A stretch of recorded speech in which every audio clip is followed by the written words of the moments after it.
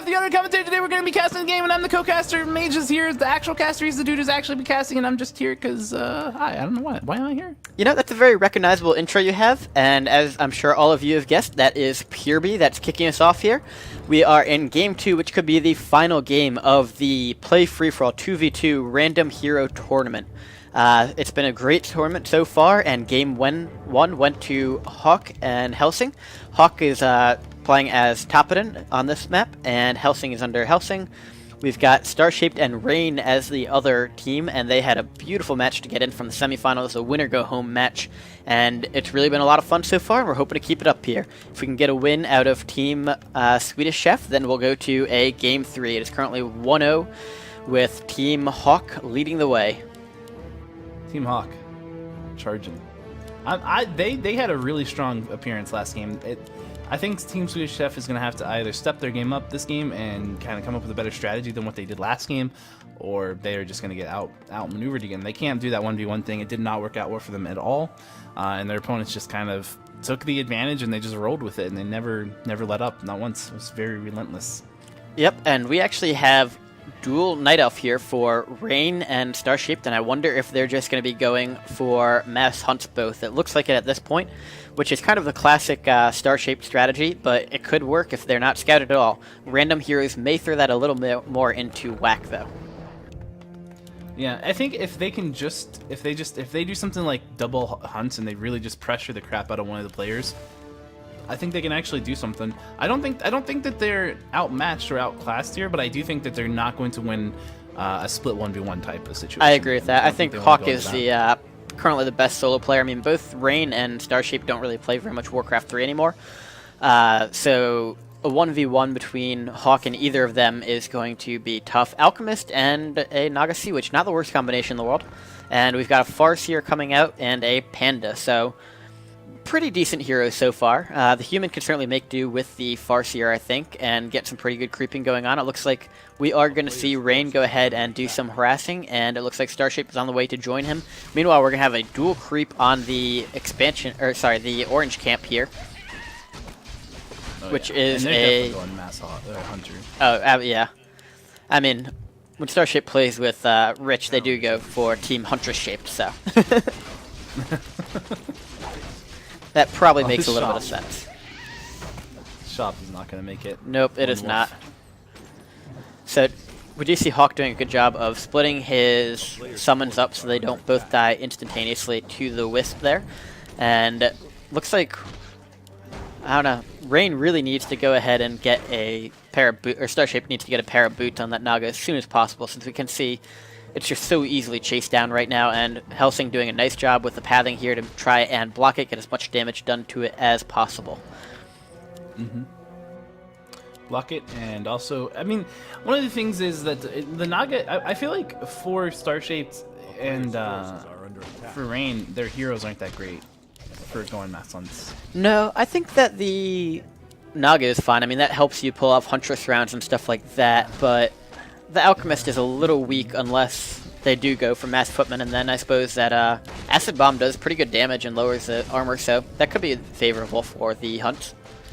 Yeah, but I mean, if you're going mass hunts, you're playing an early game strategy. You have to take an advantage early on, and otherwise you're just, I mean, it doesn't really work. If you can't take the map early on and take a big advantage of that going into mid game, I think you just kind of lose. And I think you can do that with a Naga, like you said. I think an Alchemist, I think it's doable, but I don't think it's what they wanted at all. I think these are some of the worst heroes you wouldn't ask for these heroes. I can agree with that. That's true. So StarShaped sells the Scroll of Town Portal to get the boot to speed, which means he is really banking on the fact that he is not going to be forced to TP away. And I think this is going to be a very quick game one way or another right now. We can see that there are a bunch of hunts coming in here, and it does not look like Hawk is expecting that. He is putting up the Blacksmith to go ahead and try to get some Riflemen out, presumably. On the other side of the map, Xelsing has 29 food, so he does have a fair number of grunts, but he has not switched over to Headhunters at all or anything. Yeah. And I think they have I think it's a good move to sell your TP, because without the boots, then you can't do anything with that Naga. Yep, that's very true. Without it's useless. But with the boots, yeah.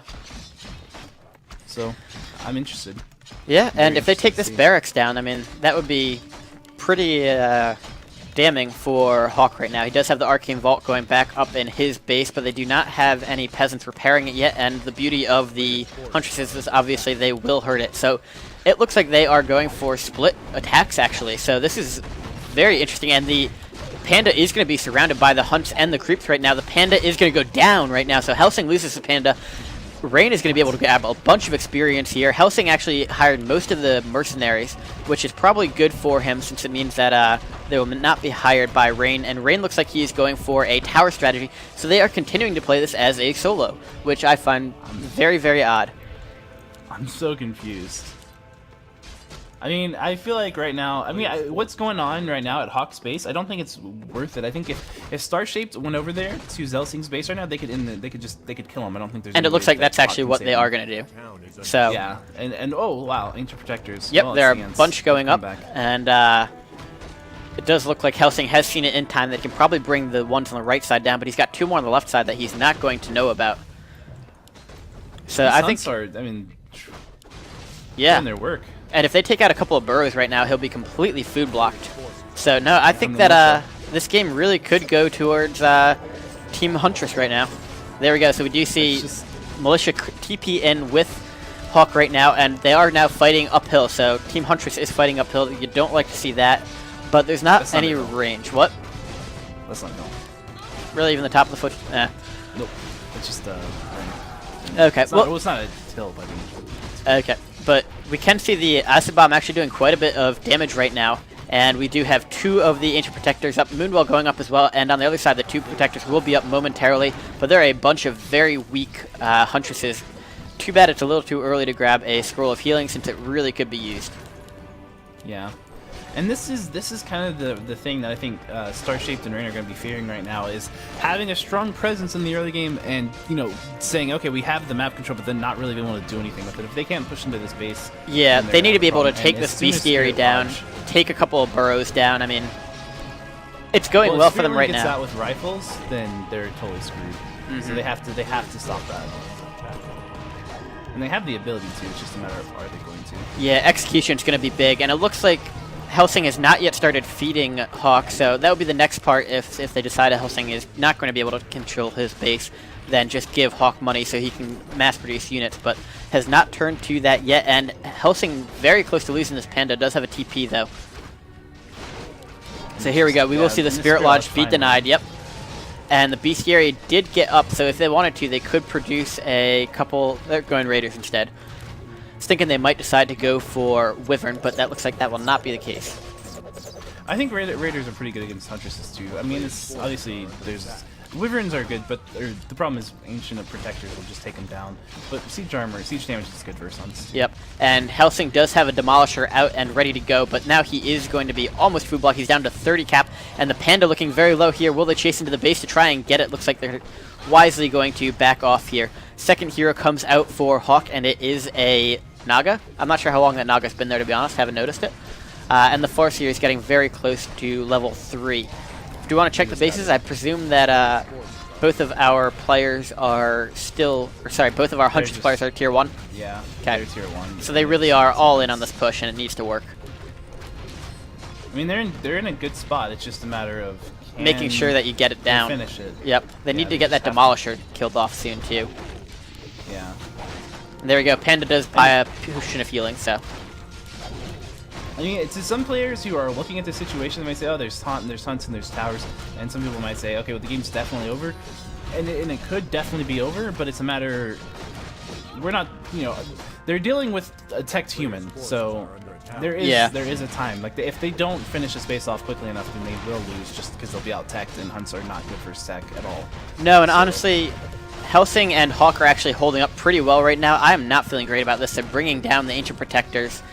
This is certainly an all-in strategy, and if they can get a hero kill here, maybe bring down the Panda, the Naga, one of those, take out the rifles, then it'll be a different story. But they do have 2 Demolishers up and running, and the Protectors are not doing any damage really to the units. It's just doing damage to buildings.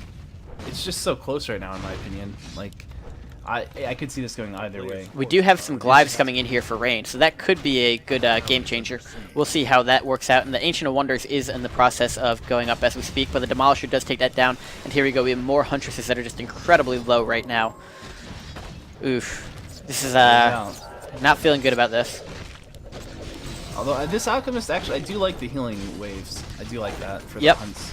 But the Alchemist getting very low there, and the Naga Sea Witch actually proving to be a pretty critical hero for Hawk, and oof, that Naga is so low right now.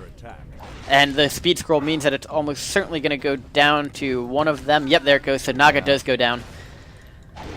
E. That's all you can say is E. E. E. It looks like they may have held.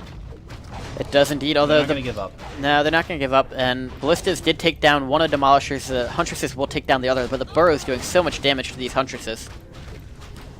So if they could somehow tower back up, then maybe you have a chance. Yeah, the income Hawk. If Hawk just gets the kill on this Alchemist or forces a TP, then... Yep, does force a TP. And both players look like they have not been consistently pumping Huntresses, to be honest. StarShaped has 600 gold right now, and Rain has 500. Rain is teching up at the moment, so it looks like they are going to be in this for the long haul and try to fight it out. Yeah, I don't know if that's going to work out for him. I mean, teching up is great, but that's one player. The other player's not teching up right now, and Hawk he's going to start producing casters and rifles, which is just a hard counter to hunts. Mm-hmm. Well, it's not over. You know, no. I don't want to say it's over, but it's going to be an uphill battle for teams to be the chef right now. Getting that Naga back out finally, though, almost out. I don't know. I don't know what they should do at this point. I don't think attacking again is a good idea. So I think creeping and maybe trying to go for an expansion at this point. But they've lost so many resources in buildings. I don't know if they can really afford to go for an expansion. Yeah, a lot of it really feels like it's going to be reaction-based to Hawk and Xelsing. I mean, Xelsing is definitely hurt right now. His economy is crippled.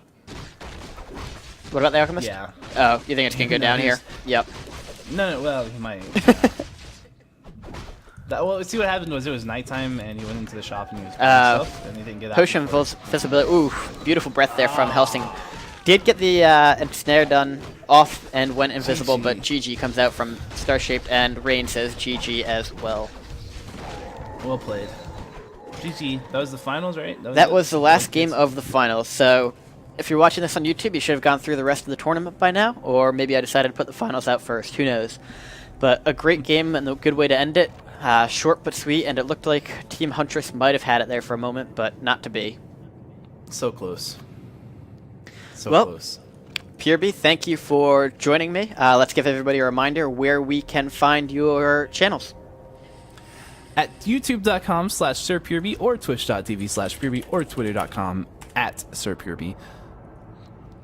Yep, and make sure that you go follow him on all those platforms. He puts out great content. He puts out a ton of shoutcasting and stuff like that. So if you enjoyed him today, he's even better alone since I don't interrupt him the entire time he's talking.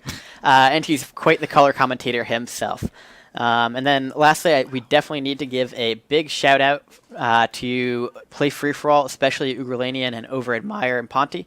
They did a fantastic job of running this entire tournament from start to finish. It has been under 6 hours, which I was banking pretty much until this, going 5:36. We found games very quickly. We hopped in and out of them all the time. So this has been a fantastic tournament, and I am very impressed with how well it was run. Hopefully we'll see some more stuff from them soon. So I'm going to go ahead and sign off here. Please make sure to subscribe to me on Twitch. You can find us on YouTube at youtube.com/FFAmasters, and we've got a Facebook page at facebook.com/FFAmasters. So thank you all for listening, and we'll see you soon. Bye!